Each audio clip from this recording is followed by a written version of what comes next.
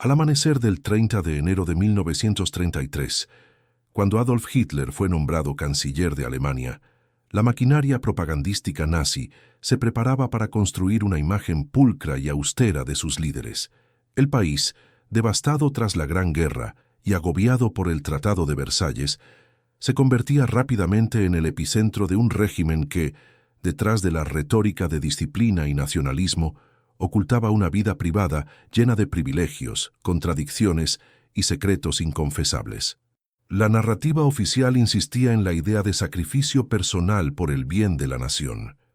Hitler, por ejemplo, afirmaba estar casado con Alemania, renunciando al matrimonio y evitando mostrar relaciones personales para sostener la figura de un líder íntegro, inmerso únicamente en asuntos de Estado. Sin embargo, esta imagen era meticulosamente diseñada y mantenida por el aparato propagandístico nazi. En realidad, los jerarcas del Tercer Reich llevaban vidas radicalmente distintas a las que mostraban en público. El culto al líder y el mito del sacrificio. Durante los primeros meses del régimen, Hitler mantuvo su relación con Eva Braun en completo secreto. Se ocultaron datos, documentos y hasta movimientos cotidianos para evitar cualquier filtración sobre la vida íntima del dictador. La relación, iniciada en 1929 tras la presentación de Braun por Heinrich Hoffmann, amigo y fotógrafo de Hitler, estuvo marcada por el absoluto silencio y el aislamiento que Braun sufrió frente al círculo oficial. La joven bávara era obligada a permanecer recluida durante recepciones, y solo Magda Goebbels, esposa del ministro de Propaganda, ostentaba el papel de anfitriona ante las altas esferas. Esta ocultación fue tan efectiva que hasta el Servicio Secreto Británico pensaba en 1944 que Eva Braun era solo una secretaria más de Hitler. La imagen de austeridad se repetía entre otros altos cargos. Joseph Goebbels, ministro de Propaganda, y Hermann Göring, comandante de la Luftwaffe, cultivaban el mito del compromiso con la ideología nazi mientras ocultaban escándalos personales, corrupciones y excesos. La vida privada de estos líderes era accesible solo a unos pocos, y su exposición podía significar el fin de una carrera y hasta la persecución política y judicial. Por ejemplo, el escándalo de Blomberg-Fritsch en 1938 puso de manifiesto cómo la vida íntima se convertía en herramienta política. Falsas acusaciones, chantajes y espionaje interno derribaron a figuras claves del ejército alemán, eliminando a quienes no se ajustaban al interés del régimen. Contradicciones profundas y dobles estándares. Mientras la población sufría bajo el control absoluto de un Estado policial, los líderes nazis se aseguraban privilegios y excepciones a las reglas que proclamaban. El ideal de la familia aria perfecta, establecido por la propaganda oficial, contrastaba con la realidad de los jerarcas. Relaciones extramatrimoniales, escándalos financieros y conductas que violaban abiertamente los cánones morales impuestos al resto de la sociedad. Magda Goebbels, por ejemplo, considerada la esencia de la maternidad nazi, vivió rodeada de secreto y crisis personal, mientras Eva Braun soportó intentos de suicidio frente al desprecio público y las prolongadas ausencias de Hitler. El régimen construía un doble estándar. Por un lado, aplicaba sanciones severas a la deviación social o política. Por otro, permitía a sus líderes vivir bajo reglas propias, protegidos por el silencio y el poder. La centralización extrema y el culto al líder permitían que Hitler y su círculo más íntimo manipularan la percepción pública, presentando una realidad que, en muchos aspectos, era una distorsión calculada. El inicio de una investigación crítica. Observar de cerca la vida privada de los líderes nazis es desmontar el mito del sacrificio personal y la disciplina fanática. Detrás de cada fachada se descubren historias de ocultamiento, manipulación y abuso de poder. Entender estos secretos es iniciar el viaje por el lado prohibido y oculto del Tercer Reich, donde las contradicciones personales anticipan la violencia estructural y los crímenes de Estado que definirían al régimen.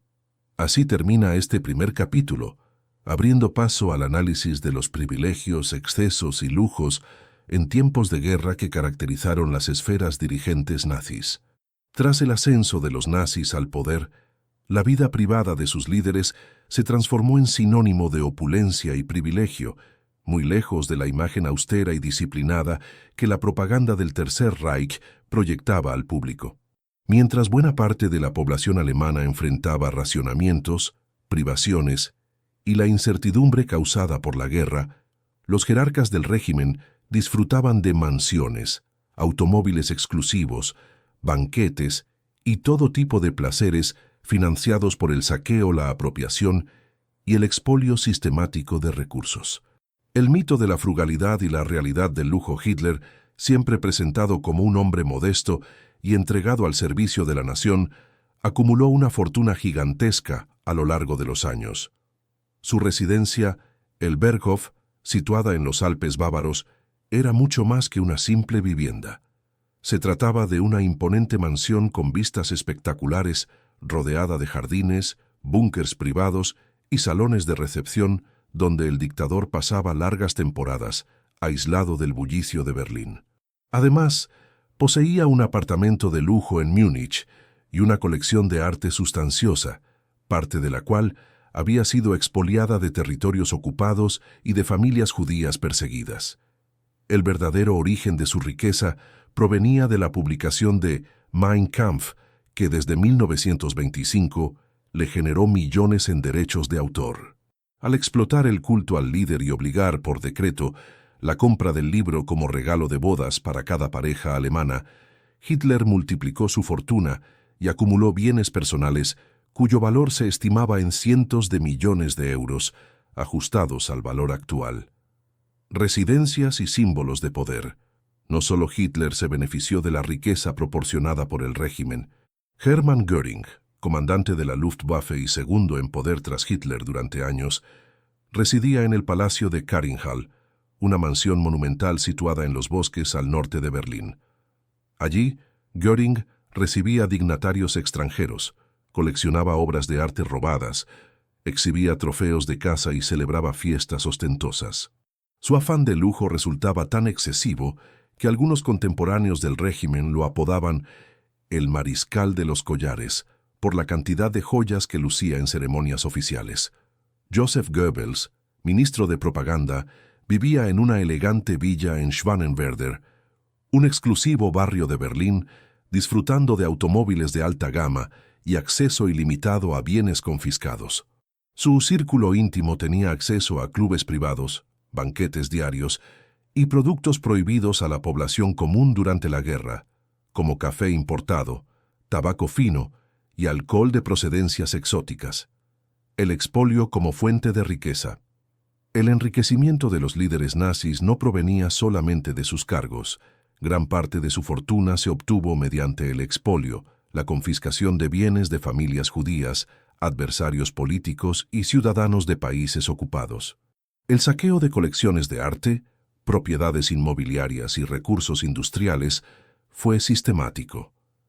Empresas cercanas al régimen, como las de la familia Quandt, hoy accionista principal de BMW, utilizaron mano de obra esclava de prisioneros y refugiados para aumentar su producción y beneficios. Grandes dinastías empresariales, incluyendo las familias Oetker y Porsche, obtuvieron contratos exclusivos gracias a la intervención directa de altos cargos nazis. El lujo en que vivían los jerarcas era resultado directo de una política de saqueo institucionalizado y privilegios concedidos por la élite estatal. Contrastes sociales. La vida cotidiana frente al privilegio. Mientras los líderes gozaban de bienes y servicios exclusivos, el pueblo alemán debía sobrevivir con raciones mínimas y restricciones severas. El contraste entre la vida cotidiana y el estilo de vida de la élite era acentuado por la propaganda que ocultaba la realidad de los privilegios de los jerarcas. Los ciudadanos eran exhortados a la austeridad, al sacrificio por la patria y a la renuncia de comodidades materiales, mientras los altos cargos mantenían fiestas, excursiones y banquetes privados. Este doble estándar aumentó la sensación de injusticia en sectores marginados y alimentó el resentimiento popular, que explotaría tras la derrota de Alemania en 1945. La riqueza adquirida por los líderes nazis no sería destinada al bienestar del Estado, como prometían en sus discursos. Tras la caída del régimen, los aliados iniciarían la persecución y confiscación de bienes, pero muchos tesoros, artefactos y fortunas lograron escapar a través de rutas clandestinas y redes internacionales que llevarían a años de investigación y controversia. Puente hacia la siguiente sección. Así se revela el lado más oscuro de la élite nazi, una vida de lujo y privilegio construida sobre la devastación y el sufrimiento de millones. El modelo del sacrificio público era solo fachada. El verdadero Tercer Reich, detrás de las cortinas, era un entramado de enriquecimiento, nepotismo y abuso que sentaría las bases para intensas luchas de poder y rivalidades internas, tema que abordaremos a continuación. La imagen que el Tercer Reich proyectaba hacia el mundo era la de un liderazgo monolítico y cohesionado, encabezado por Adolf Hitler como único y absoluto Führer. Sin embargo, la realidad interna del aparato nazi estaba marcada por intensas luchas de poder, alianzas secretas y rivalidades feroces entre los más altos dirigentes. Por detrás de la fachada de disciplina y lealtad, se ocultaba un sistema político basado en la competencia constante, la intriga y la desconfianza, donde cada líder buscaba asegurar su posición y expandir su influencia mediante tácticas a menudo clandestinas y sin escrúpulos. Fragmentación del poder y el principio del Führer Hitler centralizó formalmente el poder político en sus manos, pero su estilo de liderazgo incentivaba la competencia directa entre sus subordinados. En vez de establecer una administración jerárquica y coordinada, el dictador promovía un sistema de facciones dentro del propio gobierno, dejando deliberadamente ambiguas las competencias de cada ministerio y alentando la superposición de funciones. Así, personajes como Hermann Göring, Heinrich Himmler, Joseph Goebbels y Albert Speer competían por recursos, influencia y reconocimiento ante el líder supremo. Esta fragmentación era mostrada como beneficio del Estado, pero en la práctica generaba conflictos internos, sabotajes y el desarrollo de redes alternativas de poder que escapaban al control formal de las instituciones nazis. Camarillas y alianzas ocultas. Una serie de camarillas y redes informales se entretejieron alrededor de las principales figuras del Reich.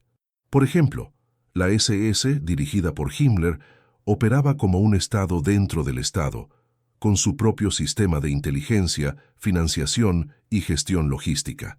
Por otra parte, la Luftwaffe, bajo el mando de Göring, mantenía su propio complejo industrial, rivalizando abiertamente con el ejército, y la máquina de guerra controlada por Speer. Joseph Goebbels, en tanto, utilizaba la propaganda y su acceso privado a Hitler para influenciar no solo la percepción popular, sino también las decisiones estratégicas del régimen. Estos grupos buscaban no solo influencia política, sino también ventaja económica y protección personal. A menudo formaban alianzas temporales entre sí para evitar maniobras de destitución, organizar campañas contra rivales o incluso negociar el acceso privilegiado a recursos confiscados en los territorios ocupados. El círculo íntimo de Hitler era permeable a la presión de sus miembros, lo que propiciaba la constante reorganización de cargos y la creación de instituciones paralelas que competían por el favor del líder. El uso de la intriga. Ejemplos claves. Entre los episodios más notorios de lucha interna, destaca la llamada Noche de las Longas Facas, ocurrida el 30 de junio de 1934. En esta purga brutal, Hitler y los jerarcas de la SS eliminaron a miembros incómodos de las Sturmabteilung, SA, encabezadas por Ernst Röhm, bajo el pretexto de conjura contra el Estado. La purga no solo consolidó el liderazgo de Hitler y de Himmler, sino que envió un mensaje claro. Ningún alto dirigente estaba a salvo si se convertía en obstáculo para las ambiciones de los rivales. El ministro de Armamento Albert Speer, por su parte, tejió una red de colaboradores industriales y funcionarios que le permitieron desafiar a otros ministros y aumentar su influencia en la gestión económica del Reich, mientras Heinrich Himmler afianzaba su control sobre la policía y los campos de concentración mediante chantajes y archivos secretos sobre aliados y adversarios. Espionaje, chantajes y clima de sospecha. La Gestapo y la SS no solo se utilizaban para perseguir opositores externos, sino que se convirtieron en herramientas de espionaje y intimidación entre los propios líderes nazis. Era común el uso de escuchas clandestinas, investigación de la vida privada e intercambio de información comprometedora para eliminar rivales o defenderse de acusaciones. El miedo a ser vigilado, traicionado o acusado era omnipresente. Las reuniones del alto mando estaban rodeadas de un ambiente de sospecha, donde cada movimiento podía ser interpretado como señal de debilidad o conspiración. La cultura de la intriga y el chantaje se extendía incluso al entorno familiar de los jerarcas. Los lazos matrimoniales y las relaciones personales se utilizaban como moneda de presión o chantaje, fortaleciendo el clima de paranoia dentro del círculo de poder.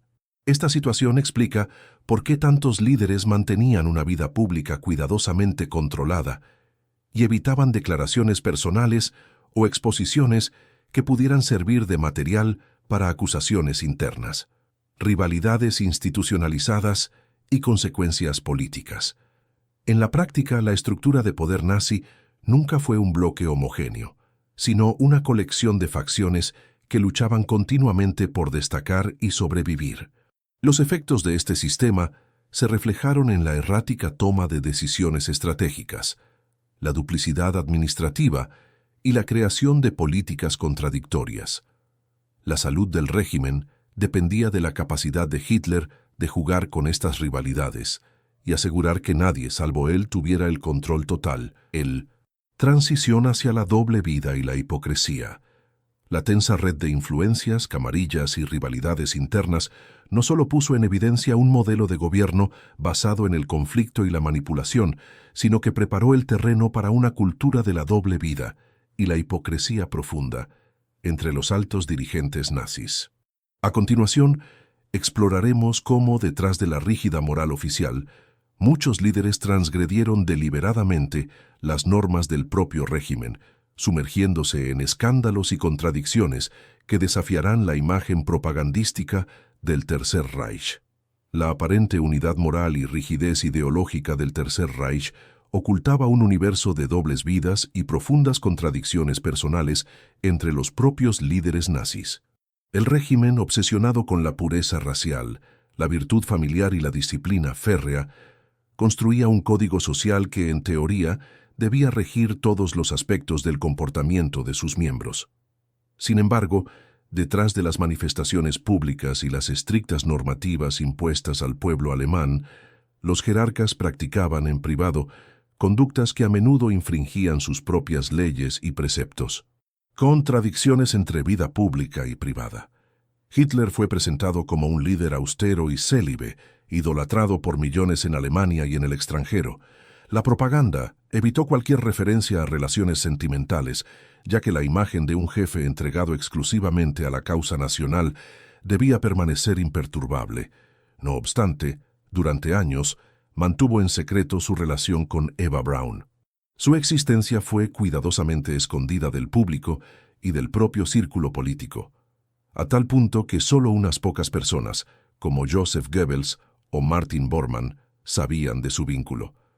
Braun vivía aislada, sujeta a humillaciones, y no era admitida en actos oficiales. Solo al final de la guerra, en el búnker de Berlín, ambos contrajeron matrimonio civil en secreto en la noche del 29 al 30 de abril de 1945, apenas horas antes de suicidarse juntos tras el colapso del régimen. La situación de Hitler y Eva Braun no era única. Muchos jerarcas nazis llevaban dobles vidas, relaciones extramatrimoniales, hijos no reconocidos, escándalos sexuales y comportamientos considerados degenerados, según la propia definición ideológica nazi. Hermann Göring, por ejemplo, fue célebre por sus excesos. Fiestas, consumo de sustancias y afición por la ostentación lo enfrentaron repetidamente a Himmler y a la SS.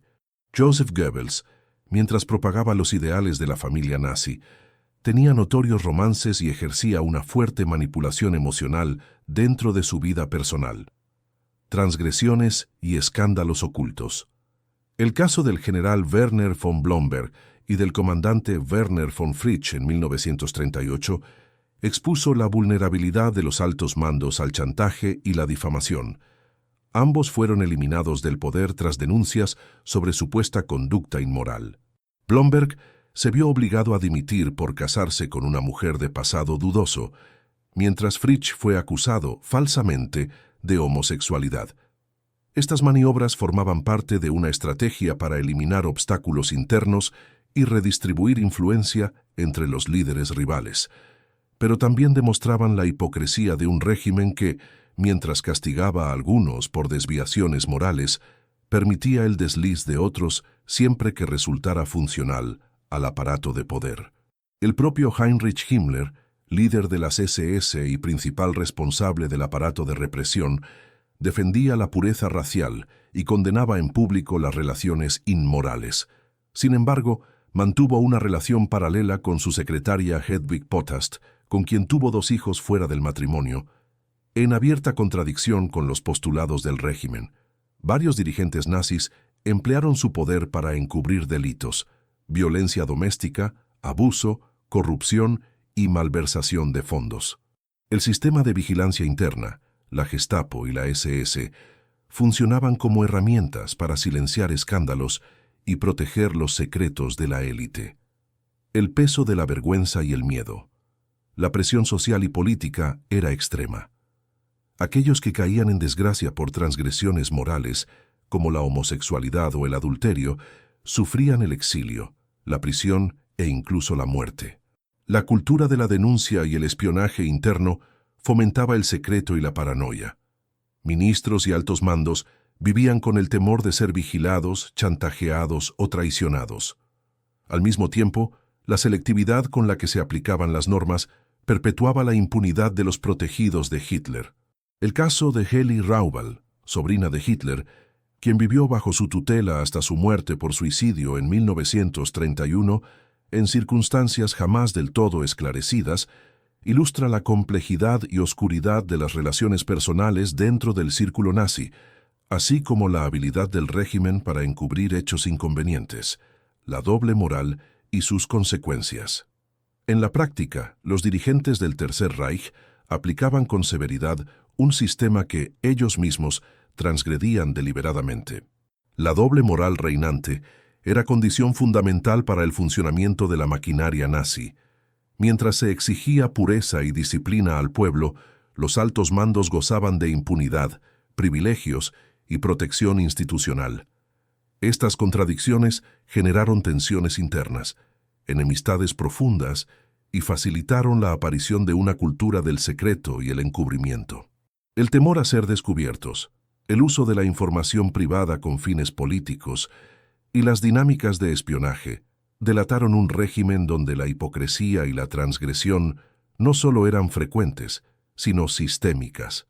Transición hacia la violencia y la complicidad. La doble vida y la hipocresía cotidiana de los líderes nazis preludiaban otra faceta aún más perturbadora, la implicación directa en la violencia, el abuso y los crímenes de Estado.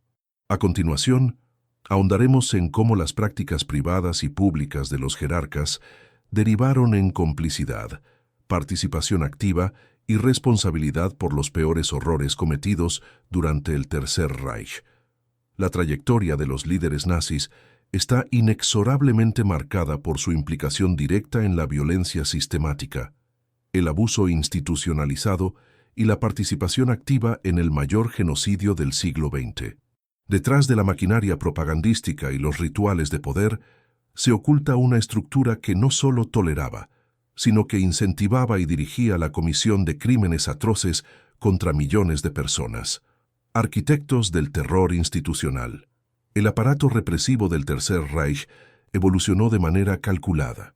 Heinrich Himmler, responsable supremo de la SS y la Gestapo, tejió una red de campos de concentración y exterminio que se extendió por todo el territorio ocupado, bajo el pretexto de asegurar la seguridad interna y purificar la sociedad alemana. Su implicación fue absoluta. Organizó deportaciones, dictó órdenes para ejecuciones masivas y diseñó políticas de exterminio que desembocaron en el Holocausto. Líderes como Adolf Eichmann coordinaron el transporte y la logística para la solución final, mientras funcionarios como Reinhard Heydrich impulsaron la persecución brutal de judíos, homosexuales, comunistas y otros grupos considerados enemigos del régimen. El asesinato industrializado en Auschwitz, Sobibor, Treblinka y otros centros es el resultado directo de la implementación burocrática del crimen, ordenada, supervisada y protegida por la cúpula nazi.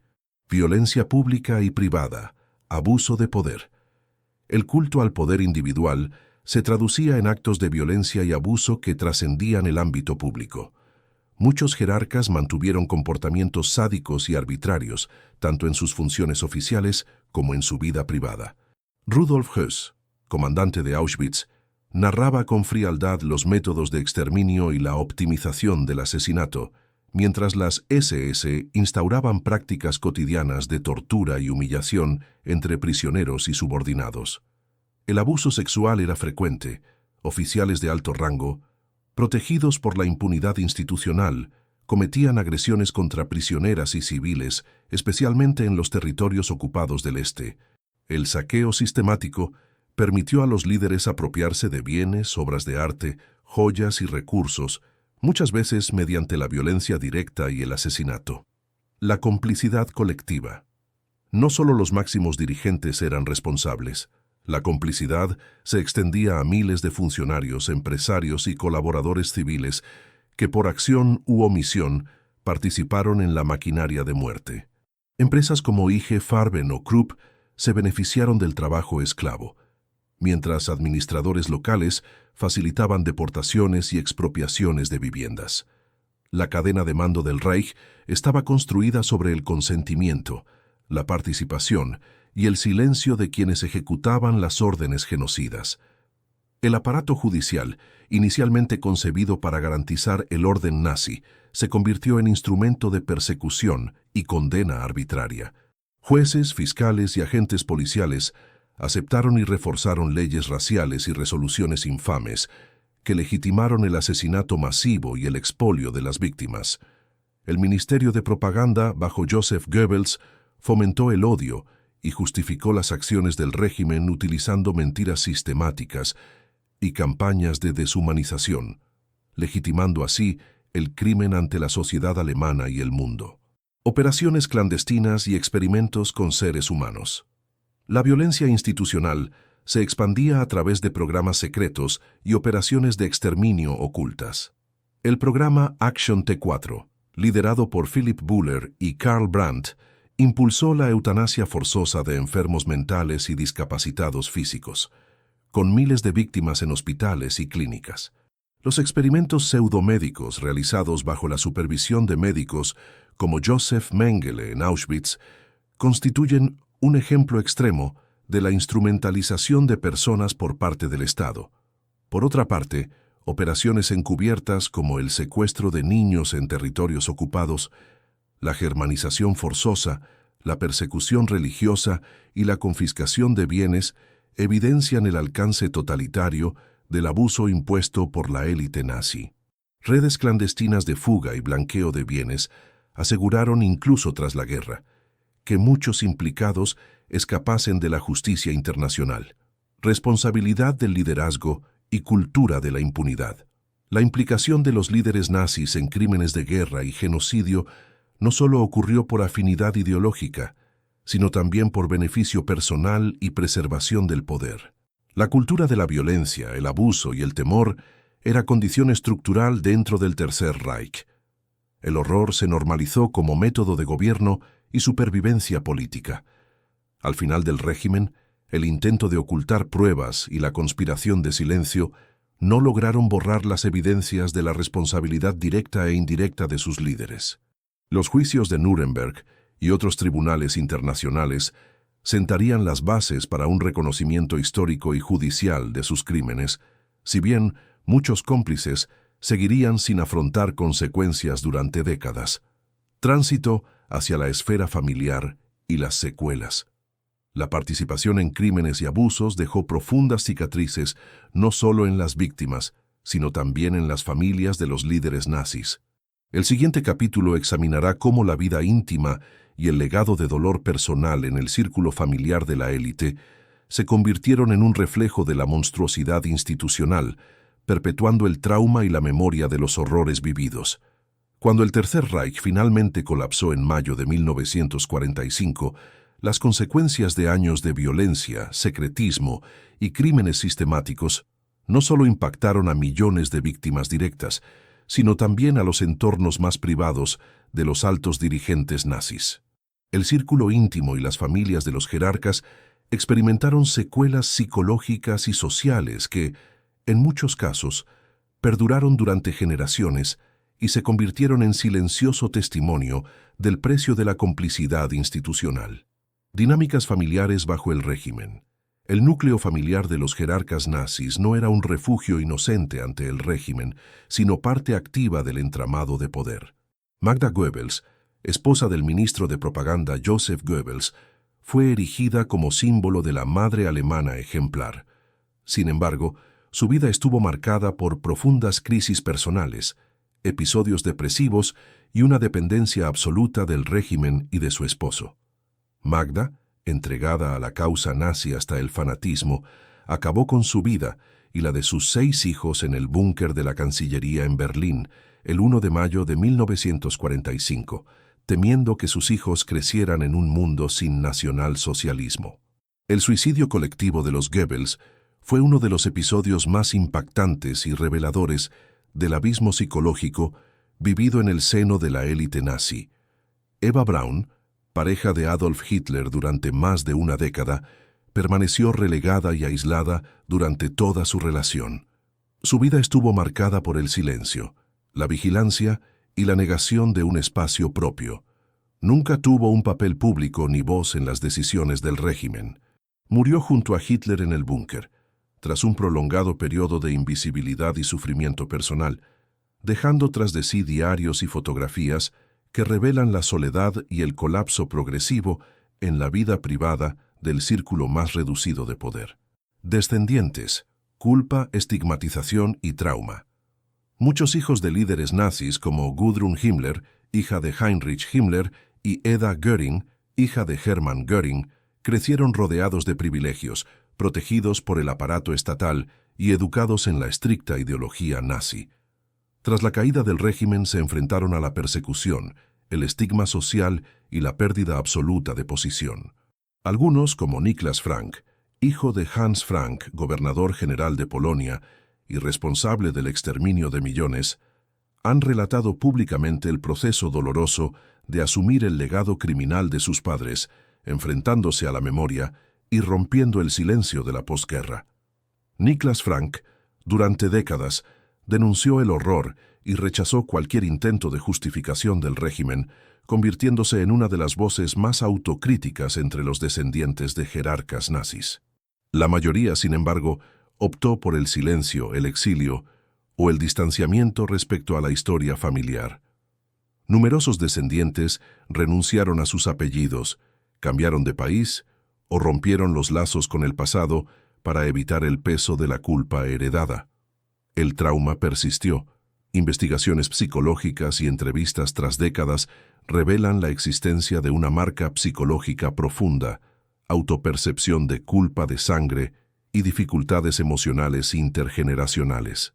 El impacto afectó incluso a familias de empresarios y colaboradores civiles que tras los juicios de Nuremberg perdieron bienes, posición social y fueron objeto de investigaciones durante años. El duelo, la negación y la reconstrucción personal, el colapso del Tercer Reich y la revelación global de los crímenes chocaron frontalmente con la narrativa que muchos jerarcas imponían a sus familiares. Algunas esposas e hijos mantuvieron durante décadas la negación de los hechos, sosteniendo la inocencia de sus allegados a pesar de las pruebas y sentencias producidas en Nuremberg entre noviembre de 1945 y octubre de 1946. Otros experimentaron el duelo a través de un proceso de enfrentamiento directo con el legado. La escritura de memorias, el testimonio público o el activismo por la memoria histórica marcó la vida de varios descendientes que lucharon activamente por desmontar mitos y denunciar el horror perpetrado por sus padres. La reconstrucción personal, en muchos casos, pasó por el reconocimiento explícito de la culpa y el compromiso con la verdad, a pesar de las dificultades de reinserción en la sociedad alemana y el contexto internacional, donde ser hijo de un jerarca nazi implicaba durante muchos años vivir bajo la sombra de la sospecha y el rechazo. La memoria como advertencia. Hoy, los relatos de las familias y descendientes de los líderes nazis conforman un complejo mosaico de trauma, duelo, vergüenza y a veces militancia contra el olvido. Muchos han luchado por transformar el horror en advertencia y la culpa heredada en responsabilidad social y memoria activa.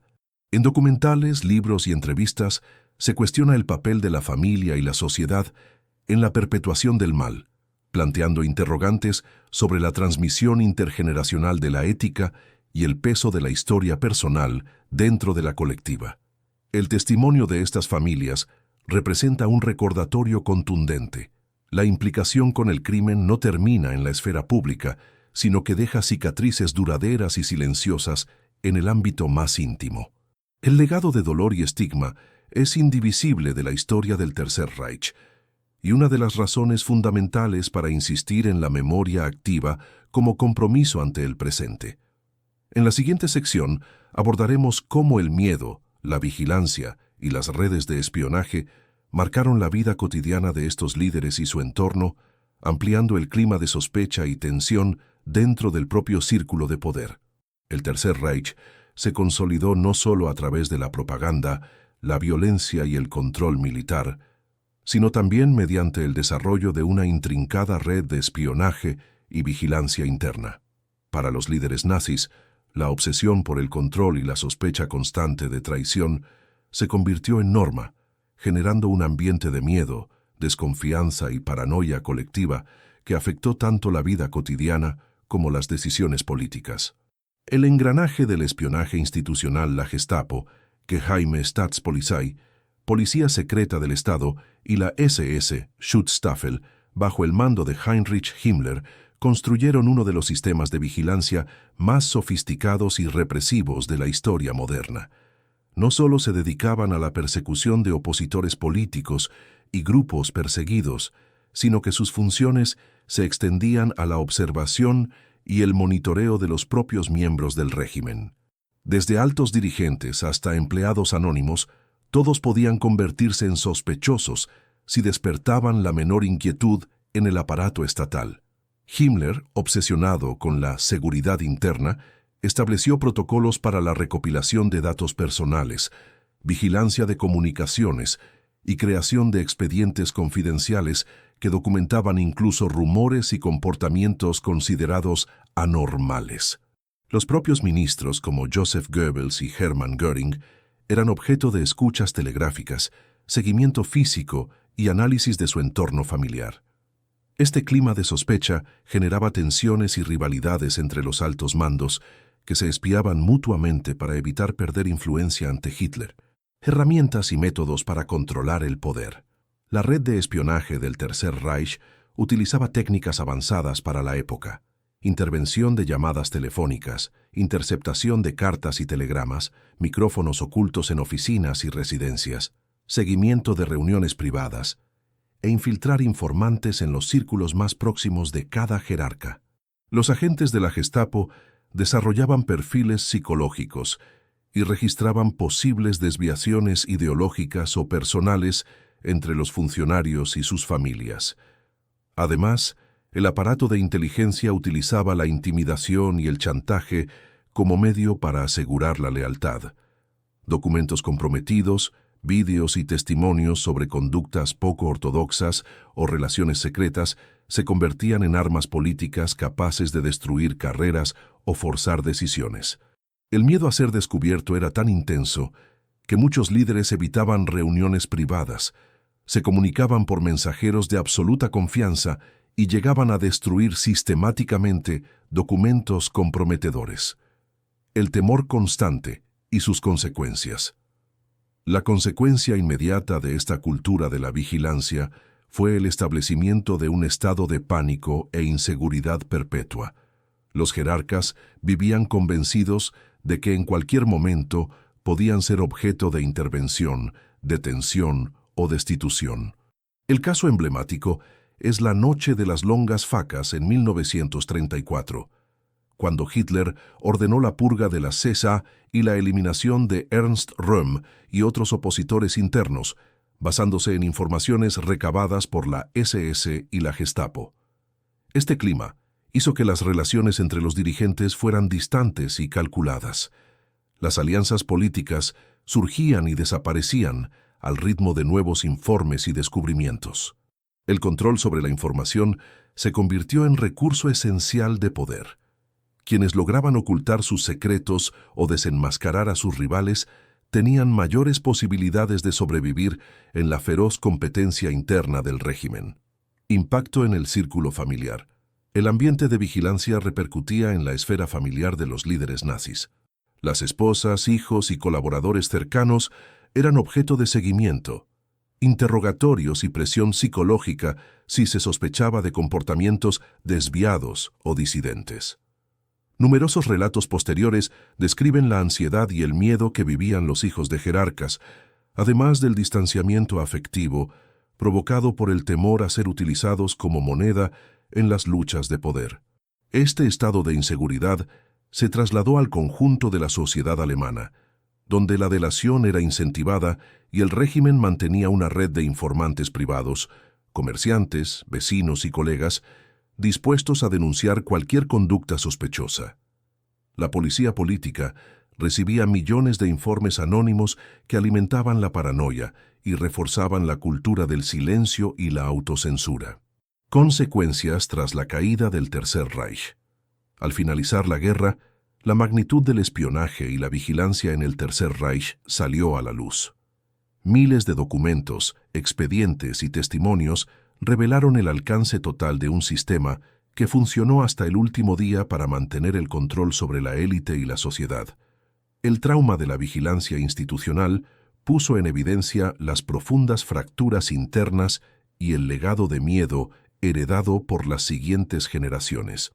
En la siguiente y última sección, analizaremos cómo la caída del régimen nazi y la exposición de sus secretos finales determinaron el destino de sus líderes y el proceso por el que la sociedad alemana enfrentó, con dificultad, la memoria y las consecuencias de aquel pasado oscuro. La caída del Tercer Reich en mayo de 1945 marcó el desenlace de una de las épocas más oscuras de la historia contemporánea, dejando al mundo confrontado con el peso de los crímenes cometidos y a Alemania devastada, fragmentada y con el reto de enfrentar su propio pasado. Los líderes nazis, protagonistas absolutos de este sistema de terror, se encontraron ante la inminente rendición y el colapso absoluto de su poder. Esta etapa estuvo signada por el caos, la huida desesperada, los suicidios y la búsqueda de evasión de la justicia, mientras el mundo comenzaba a desvelar los secretos más sombríos del régimen y a exigir responsabilidades. El colapso del Tercer Reich. Durante los últimos meses de la guerra, tras la entrada de las tropas aliadas en Alemania y el avance del Ejército Rojo sobre Berlín, los altos mandos nazis se sumieron en un clima de desesperación y paranoia. El suicidio de Adolf Hitler y Eva Braun, el 30 de abril de 1945 en el búnker de la Cancillería, selló el destino político y moral del régimen. La cabeza del sistema aceptaba el fin y evitaba afrontar el juicio internacional. Numerosos líderes siguieron el ejemplo.